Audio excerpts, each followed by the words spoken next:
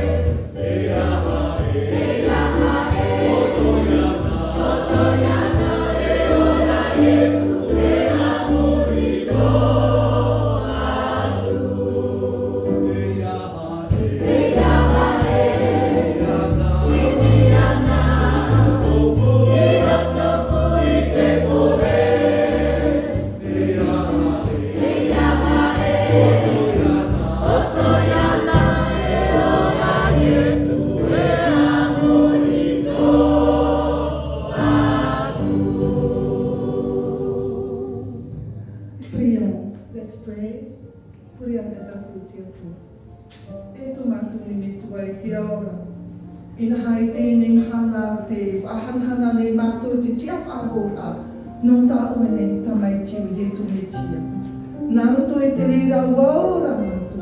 Ai taf aho matu e imi ya nafto te poini roto matu ni orata. Ya vai te mo pori te wahi whaakahi ai te ringa. Ya vai matu roto te mara mano te whaapir ai tō matu ne uru. I tō matu ni orata.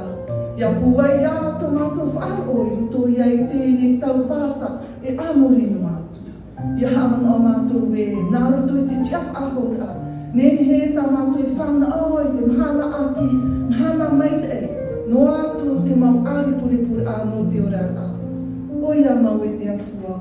Vai ho mātou i te poiri. Hai mai mātou i te mātou. E hame te ue i tō mātou nei tere.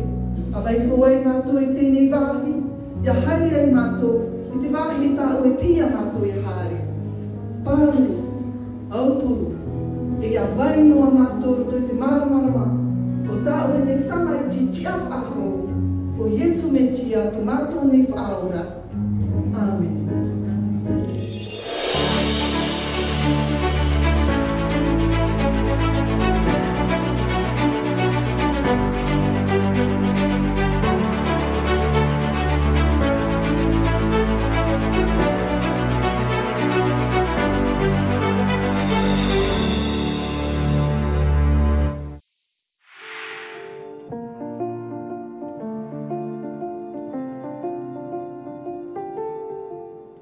Dans les passages bibliques d'aujourd'hui, il y a le grand thème selon lequel la présence fidèle de Dieu se poursuit dans la résurrection de Jésus. L'auteur, Luc, présente clairement Jésus ressuscité comme quelqu'un qui a un corps physique et qui marche, parle et mange. Cette idée à elle seule nous demande d'ouvrir notre esprit pour accepter l'idée que dans et par le Christ, quelque chose est nouveau et différent. Il existe des possibilités que nous n'avons pas envisagées ou insondées. Nous sommes invités à explorer notre cheminement de foi. Bienvenue dans l'exploration de l'Écriture.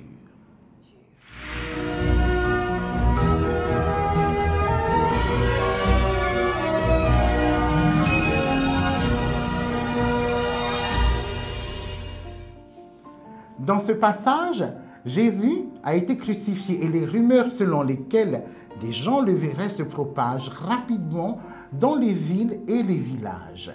Ses partisans entendent des rumeurs selon lesquelles il serait en vie et ils ne comprennent pas. Comment peut-on voir Jésus marchant ici et là? Est-ce un fantôme ou un esprit? Ils veulent croire qu'il est vivant, mais cela n'a aucun sens pour eux. Lorsque Jésus apparaît à ses disciples, il reconnaît leur crainte et leur dit « La paix soit avec vous ». Et puis, il aborde chaque source de leurs doutes et de leurs peurs. Jésus tend les mains et les pieds pour que ses disciples voient les cicatrices. Il les invite à le toucher. Il demande à manger et mange du poisson.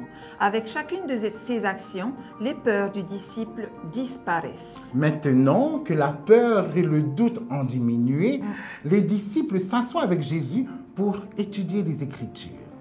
Ils disposent d'un nouveau cadre de référence pour entendre les Écritures, la résurrection. Il y a une vie après la mort et il y a une nouvelle vie maintenant à travers Jésus. Les Écritures sont entendues dans les cœurs qui ont fait l'expérience du Messie ressuscité. Les paroles des prophètes s'accomplissent. Jésus a ensuite renouvelé l'appel des disciples à devenir disciples lorsqu'il leur a dit qu'ils sont témoins de ces choses. Ce qu'ils ont vécu n'est pas réservé à eux seuls, mais le message doit être proclamé à toutes les nations. Aujourd'hui, ce message d'espoir est le nôtre. Dieu continue d'être présent dans nos vies à travers nos peurs et nos doutes, alors que nous ouvrons notre esprit et nos cœurs pour recevoir la résurrection. Faisons le point sur notre écriture. Premier rappel, n'oubliez pas les amis, Dieu continue d'être présent dans nos vies, même lorsque nous avons des doutes et des peurs. Lorsque nous pouvons mettre de côté nos peurs, nous pouvons entendre et recevoir les Écritures d'une manière qui apporte une nouvelle compréhension. Nous sommes appelés à être les messagers de la repentance, du pardon et de la résurrection. Bonne continuation à tous.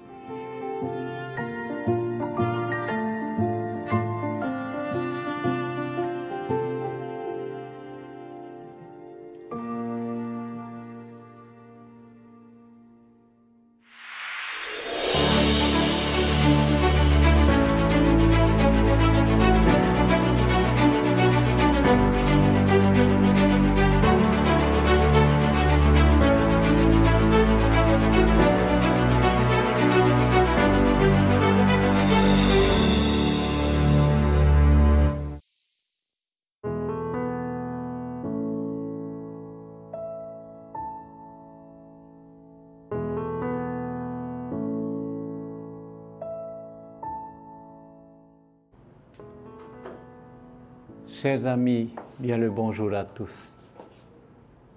La thématique de ce jour, c'est de trouver l'intégrité.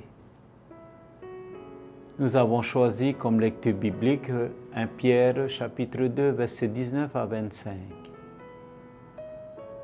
Car c'est une grâce que de supporter des afflictions par motif de conscience envers Dieu, quand on souffre injustement. En effet, quelle gloire il y a-t-il à supporter de mauvais traitements pour avoir commis des fautes? Mais si vous supportez la souffrance lorsque vous faites ce qui est bien, c'est une grâce devant Dieu. Et c'est à cela que vous avez été appelés, parce que Christ aussi a souffert pour vous, vous laissant un exemple afin que vous suiviez ses traces. Lui qui n'a point commis de péché et dans la bouche duquel il ne s'est point trouvé de fraude. Lui, injurié,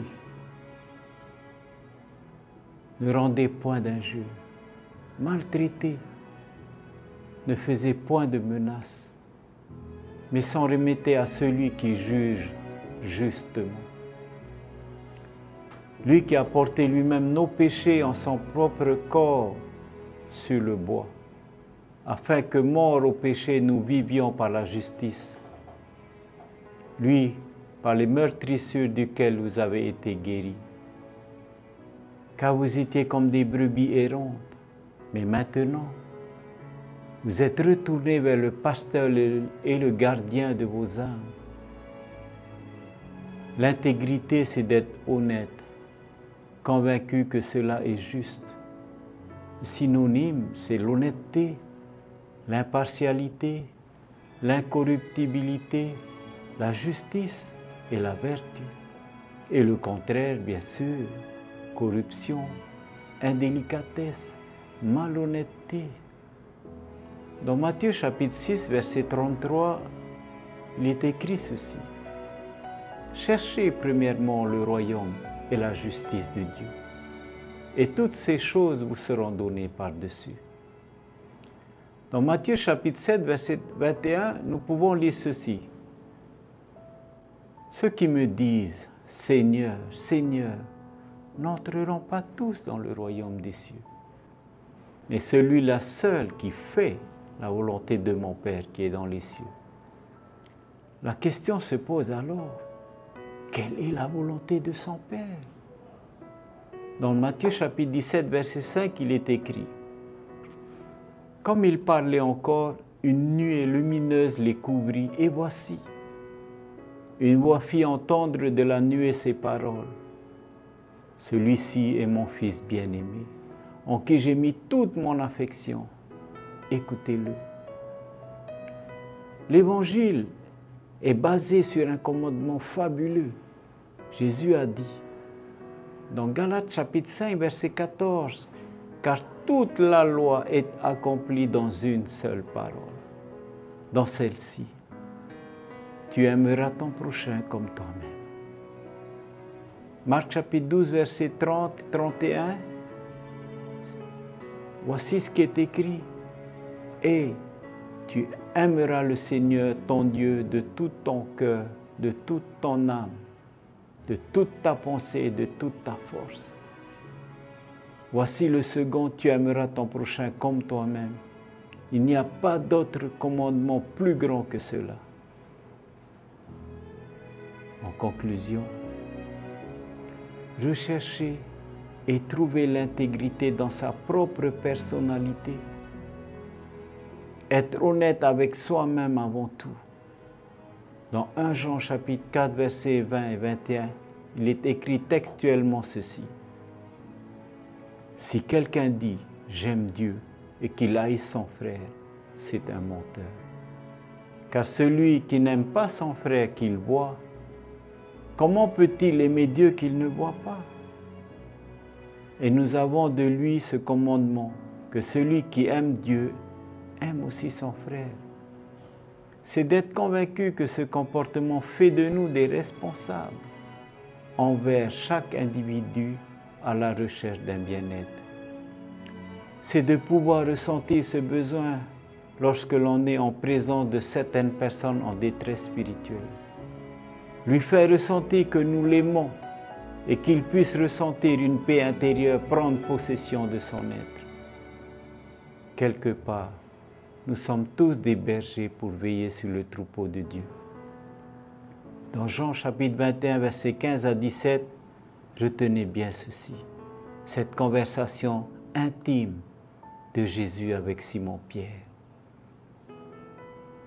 Voici ce qui est écrit. Après qu'ils eurent mangé, Jésus dit à Simon-Pierre, « Simon, fils de Jonas, m'aimes-tu plus que même ceci ?»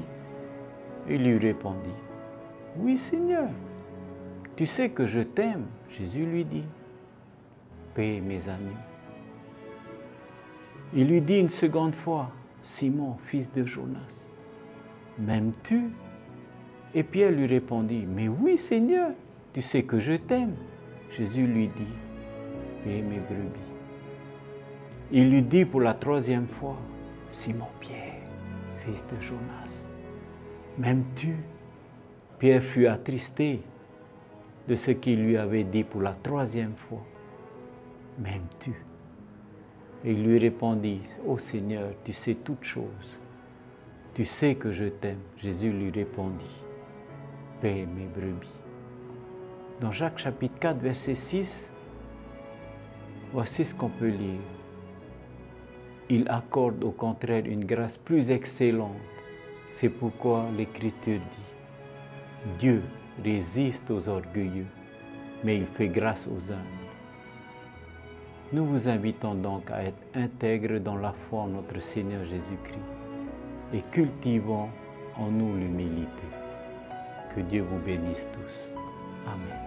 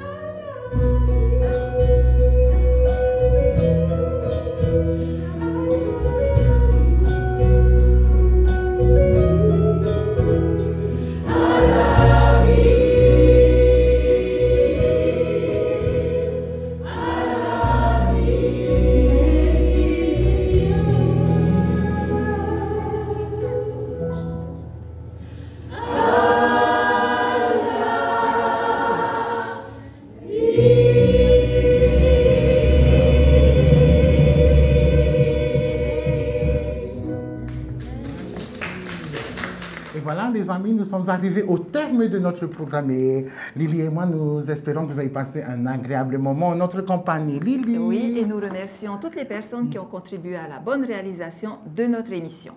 Nous tenons à vous rappeler que cette émission est diffusée sur notre page... Top!